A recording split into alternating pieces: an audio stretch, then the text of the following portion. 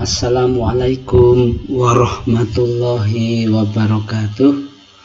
Para siswa, kita bertemu kembali di hari yang cerah ini. Mudah-mudahan kesehatan selalu kita dapat dan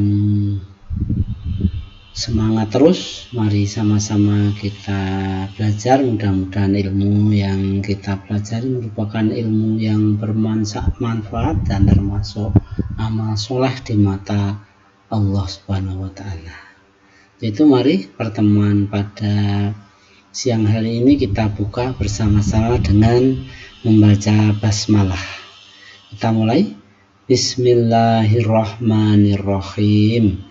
Terima kasih. Selanjutnya kita melanjutkan pertemuan kita di pokok bahasan yang keempat, pertemuan yang ketiga, dengan materinya permasalahan yang mungkin muncul dalam keberagaman masyarakat Indonesia.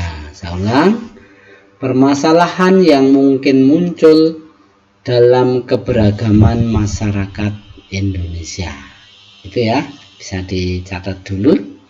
Selanjutnya kita tampilkan materinya.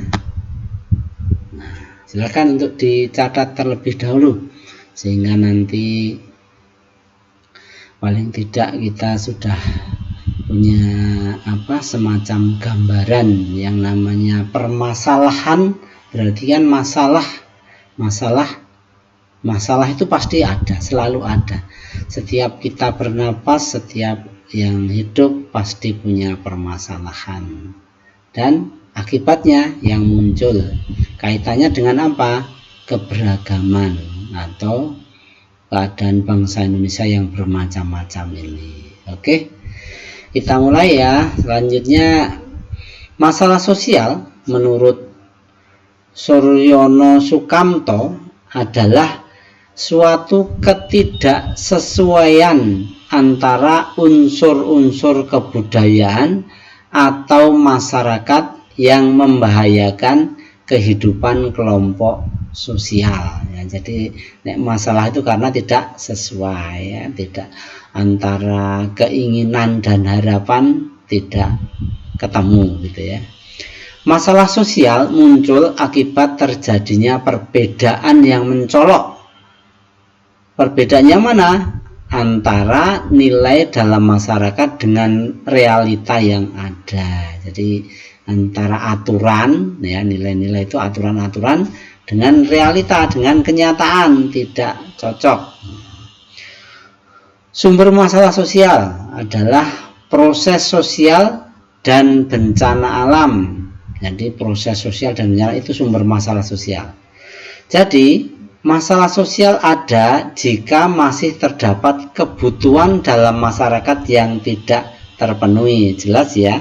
Jadi kalau kita tidak, apa yang kita harapkan tidak tercapai, timbul masalah ya kan begitu ya. Contoh saja, umpamanya kita itu sudah dari rumah pengennya sampai ke sekolah tepat waktu, di jalan ada saja entah ban sepedanya kempes, kemudian hujan dan sebagainya, sehingga tidak sesuai dengan harapan kita, masalah. Nah, itu ya. Oke, lanjutnya para siswa,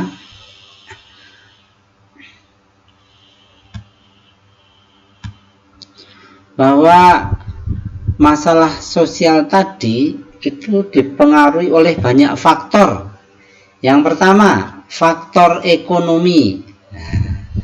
Misalnya tidak seimbangnya pendapatan dengan pengeluaran ya, tidak tercukupi kebutuhan hidup, contoh makanan, pakaian, tempat tinggal, jaminan kesehatan. Jelas ya, itu ekonomi jelas. Rasa imbang, wah pengennya pendapatannya banyak, pengeluarannya dikit, kalau perlu nggak ada pengeluaran sehingga uangnya banyak, kan nggak mungkin. Nggak ada saja ya, Kemudian kalau kita harus selalu yakin bahwa rezeki itu sudah diatur sama Allah, jadi kita harus berusaha sekuat tenaga, tetapi jangan sampai kemudian melupakan bahwa Allah itu yang mengatur. Yang kedua, budaya.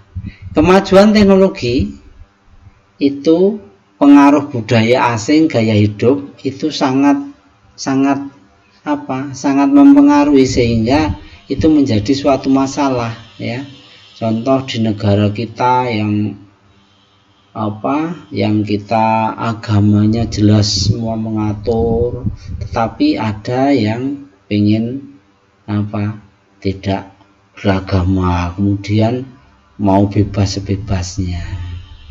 Yang ketiga, masalah biologis atau faktor biologis, kurang gizi, penyakit menular karena kurang fasilitas akibat ekonomi, pendidikan, masyarakat yang tidak mencukupi, itu juga berpengaruh faktor itu. Kemudian yang keempat, faktor psikologis, muncul karena psikologis masyarakat lemah, misalnya beban hidup yang berat sehingga stres dapat menimbulkan emosi, itu memicu atau memunculkan konflik ya. Jadi karena faktor itu sehingga bebannya besar, kita jadi stres, akhirnya tidak sesuai dengan harapan lah gitu. Itu para siswa, gimana?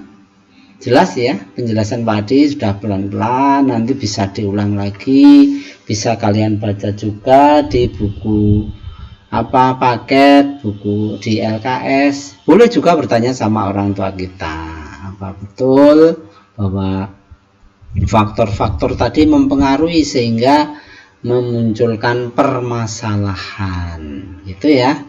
Lanjut dulu ya para siswa. Selanjutnya kita lihat bersama-sama unsur-unsur kebudayaan menurut Kluckholm dalam bukunya Universal Category of Culture. Tapi ini untuk besok, ini silahkan ditulis dulu untuk pertemuan besok, karena hari ini cuma 1 jam sehingga Pak Adi cuma sampai itu dulu untuk pemberian materinya. Ini untuk besok ya, unsur kebudayaan menurut C.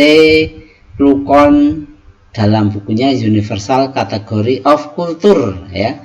Nih perlu tak lihatkan sedikit aja apa unsur-unsurnya, yaitu sistem agama, kepercayaan, religi, upacara keagamaan, kemudian sistem masyarakat, sistem pengetahuan, bahasa, sistem mata pencaharian, sistem teknologi dan peralatan, dan yang terakhir kesenian. Sekali lagi untuk besok ini ya, sudah tak bocorkan dulu, bisa kalian nanti mulai baca sehingga besok pada waktu penjelasan langsung nyambung gitu. Sekira ini hari ini sampai ini dulu, dan mari pertemuan ini kita akhiri dengan sama-sama membaca hamdalah bersama-sama. Alhamdulillahirabbil alamin. Sampai di sini dulu. Selamat belajar, semangat terus, pantang menyerah. Mudah-mudahan kita termasuk golongan orang-orang yang beruntung. Kita akhiri. Wassalamualaikum warahmatullahi wabarakatuh.